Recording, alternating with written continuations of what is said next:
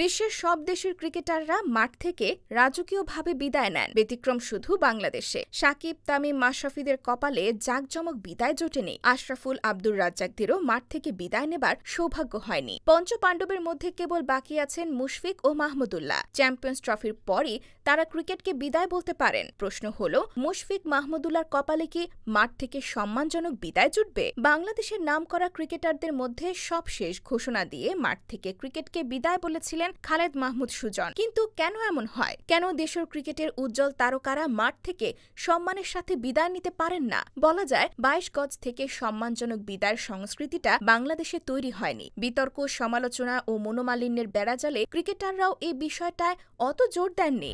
বাংলাদেশ দলের অন্যতম সফল অধিনায়ক হওয়ার পরেও হাবিবুল বাশার সুমন সম্মানজনক বিদায় পাননি। ইন্ডিয়ান ক্রিকেট লিগ তথা ISL-এ নাম লিখিয়ে তিনি নিষিদ্ধ হয়েছিলেন। এরপর ফিরে এলেও ভালো কোনো বিদায় পাওয়া হয়নি তার। একই পরিণতি হয়েছিল মোহাম্মদ রফিকের ক্ষেত্রেও। সাকিব, রাজ্জাকদের আগে তিনি ছিলেন টাইগার ক্রিকেটের সবচেয়ে সফল স্পিনার। দেশকে বহু আনন্দে ভাসানো রফিক ক্রিকেট ছেড়েছিলেন ২০০৮ সালে। তবে ঘোষণা দিয়ে মাঠ থেকে সম্মানজনক বিদায় নিতে পারেননি। বাংলাদেশ ক্রিকেটের প্রথম সুপারস্টার ভাবা হতো মোহাম্মদ আশরাফুলকে।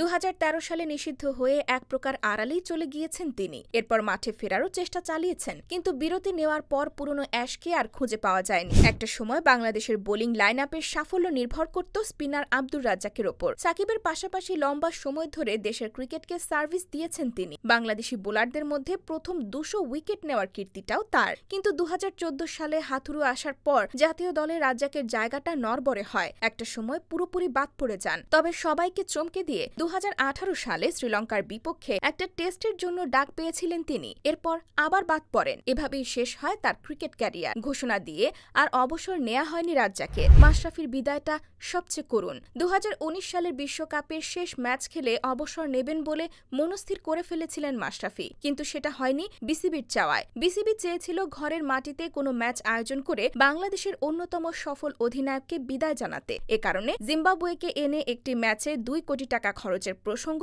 উঠে এসেছিল, কিন্তু নিজের জন্য এত টাকা খরচের ব্যাপারটি গ্রহণ করেননি মাশরাফি। পরবর্তীতে ২০২০ সালে জিম্বাবুয়ের বিপক্ষে একটি ম্যাচ দিয়ে নেতৃত্ব ছাড়েন তিনি। অধিনায়ক হিসেবে সিলেটে নিজের শেষ ম্যাচে তিনি পেয়েছিলেন সাদামাটা বিদায়। কিন্তু কে জানত, তামিম ইকবালের কাঁধে চড়েই নিজের শেষটা দেখেছিলেন মাশরাফি। কারণ অধিনায়কত্ব ছাড়ার পর তাকে আর কখনোই জাতীয় দলে দেখা যায়নি। মাশরাফিও আনুষ্ঠানিকভাবে অবসরের ঘোষণা দেননি। এভাবেই শেষ হয়েছিল পঞ্চপাণ্ডবের মধ্যে প্রথম পাণ্ডবের আন্তর্জাতিক ক্রিকেট ক্যারিয়ার। সম্প্রতি ক্রিকেটারদের মাঝে ফেসবুকে ঘোষণা দিয়ে বিদায়ের প্রবণতাও দেখা যাচ্ছে। ২০২২ সালের জুলাই মাসে সংক্ষিপ্ত এক স্ট্যাটাস দিয়ে টি-20 ফরম্যাটকে বিদায় জানান তামিম। এরপর ২০২৩ সালের জুলাইতে আফগানিস্তান সিরিজের মাঝে ব্যাটিং অর্ডার প্রসঙ্গ এবং অফ ফর্মের সমালোচনায় হুট করেই অবসরের ঘোষণা দেন তামিম। এর পরের দিনই সাবেক প্রধানমন্ত্রীর হস্তক্ষেপে তিনি অবসর ভাঙেন। তবে তামিমের ফিরে আসাটা সুখকর হয়নি। ফেরার পর কেবল ২০২৩ সালের সেপ্টেম্বরে নিউজিল্যান্ডের বিপক্ষে ওয়ানডে সিরিজ খেলেছেন তিনি। এরপর বিশ্বকাপেও ছিলেন না। ২০২৪ বিপিএল-এ ভালো করার পর জাতীয় দলে ফেরার সম্ভাবনা ছিল, তবে সেটা আর হয়নি। এরপর ২০২৫ বিপিএল-এর মাঝে ফেসবুকে পোস্ট দিয়ে আন্তর্জাতিক ক্যারিয়ারের ইতি টানেন খান সাহেব, যে বিদায়টাও মাঠ থেকে হয়নি। সাকিব আল হাসান তো বিদায় চেয়েও পাননি। মুশফিক, মাহমুদুল্লাহর কপালে সম্মানজনক বিদায় জুটবে কিনা তা সময়ই বলে দেবে।